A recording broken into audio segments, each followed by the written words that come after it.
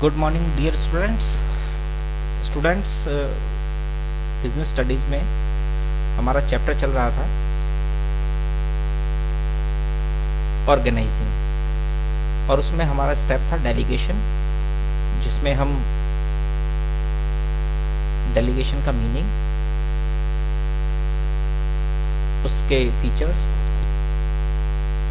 Limitations और delegation के elements, जिसमें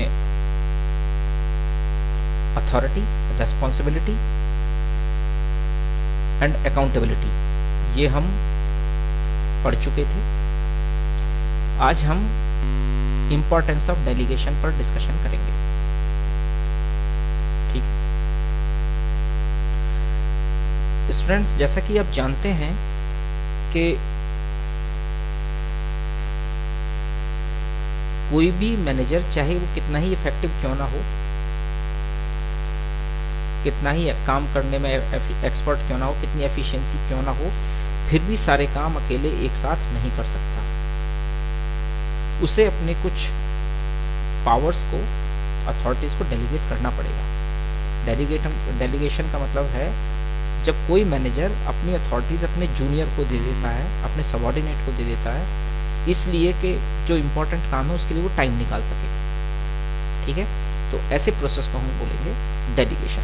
तो वो इम्पोर्टेंट काम कौन से हैं, जैसे कि प्लानिंग, पॉलिसी फॉर्मेशन, कंट्रोलिंग, ये सब, ये बजट बनाना है, तो ये सब जो काम है ये भी इम्पोर्टेंट काम है, ये ज़्यादा इम्पोर्टेंट काम है मैनेजर के लिए। तो ऐसे में मैनेजर अपनी पावर्स, अथॉरिटीज डेलीगेट कर देता है अपने सबऑर्डिनेट को। ठीक है, तो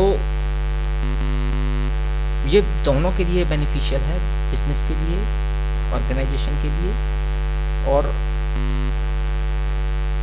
मैनेजर के लिए, और बल्कि सबऑर्डिनेट सब के लिए वो बेनिफिशियल है। तो इसमें क्योंकि बहुत सारी क्वालिटीज़ हैं, तो देखते हैं कि डेलीगेशन क्यों इम्पोर्टेंट है और ये बिजनेस का एक एसेंशियल पार्ट क्यों है। अब हम इस पर आज हम डिस्कशन करेंगे।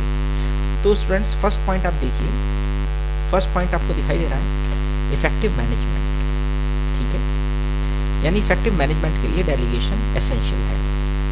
Bye empowering the employees, the manager are able to function more efficiently as they get more time to concentrate on important matters. देखिए वही बात निकल के आई कि डेलीगेशन में जो सबऑर्डिनेट्स को जो पावर्स दी जाती हैं, वो इसलिए दी जाती हैं कि वो जो और ज़्यादा इम्पोर्टेंट काम है उसके लिए मैनेजर टाइम निकाल सके। जो इम्पोर्टेंट फंक्शंस हम डिस्कस कर चुके हैं पहले भी, है ना, जिसमें प्लानिंग, पॉलिसी फॉर्मेशन और ये कंट्रोलिंग वगैरह। Freedom of doing routine work provides them with the opportunity to excel in new areas. जब उसको कुछ टाइम फ्रीडम मिल जाएगा मैनेजर को, तो वो अपने जो और इम्पोर्टेंट काम है उसके लिए टाइम निकाल सकता है। तो उससे क्या होगा, मैनेजमेंट जो है वो इफेक्टिव हो जाएगा। ठीक है, क्योंकि वो काम की चीज़ों पर ज़्यादा कॉन्सेंट्रेट कर सकेगा।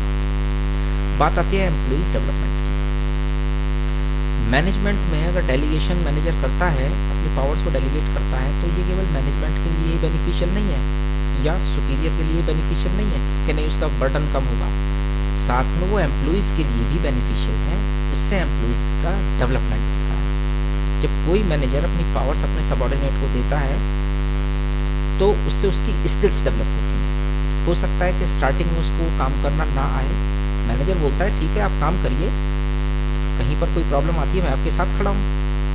तो ऐसे में मैनेजर अपने सबऑर्डिनेट्स को, एम्प्लॉइज़ को मौका देता है कि वो अपनी स्किल्स को, पावर्स को मेंटेन कर सकें, डेवलप कर सकें, अपनी स्किल को डेवलप कर सकें।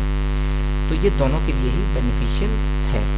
ठीक है, जब एक सबऑर्डिनेट रिस्पॉन्सिबिलिटी लेता है ना, तो वो उसके मन में ये फीलिंग होनी चाहिए कि नहीं, ये इसलिए नहीं दी गई है कि नहीं मुझे काम का एक्स्ट्रा बर्डन दिया गया है, बल्कि इसलिए कि हाँ मेरी स्किल्स इससे डेवलप हो जाएंगी।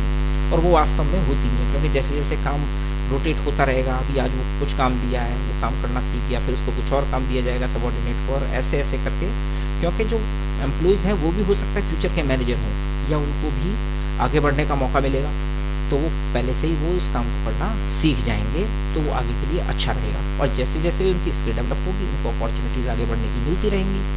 तो ये एम्प्लॉइज़ के लिए भी बेनिफिशियल है। बात करते हैं थर्ड पॉइंट की, motivation of the employees.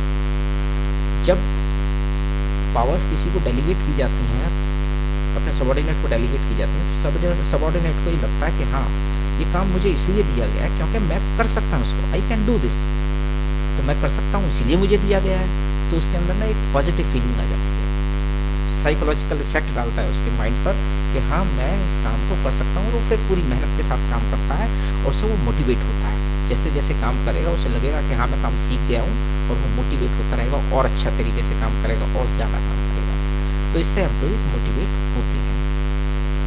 Next है फैसिलिटेट ऑफ ग्रोथ। इससे केवल डेलीगेशन से केवल ऑर्गेनाइजेशन का ही ग्रोथ नहीं होती, उसी के लिए बेनिफिशियल नहीं है, मैनेजर के लिए भी बेनिफिशियल है, उसकी भी ग्रोथ होती है और सबऑर्डिनेट की भी ग्रोथ होती है, जैसे कि हम इस पॉइंट पर डिस्कशन कर चुके हैं। यानी कि ओवरऑल ओवरऑल डेवलपमेंट होता है इससे।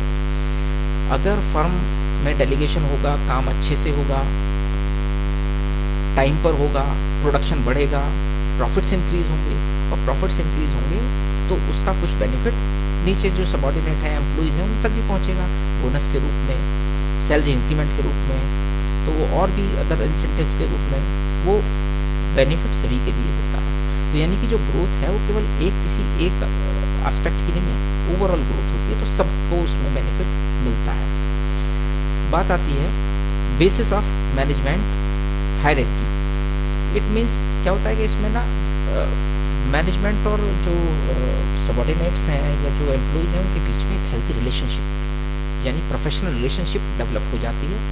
और जब अच्छी रिलेशनशिप डेवलप हो जाती है, सब तरह का बेनिफिट हो रहा है एम्प्लॉइज को भी, फर्म को भी, तो ऐसे में एक साइकोलॉजिकल इफेक्ट एम्प्लॉइज के ऊपर इस बात का आता है कि नहीं, मैनेजमेंट हमारे लिए अच्छा काम कर रही है या फर्म का ग्रोथ हमसे जुड़ा हुआ है।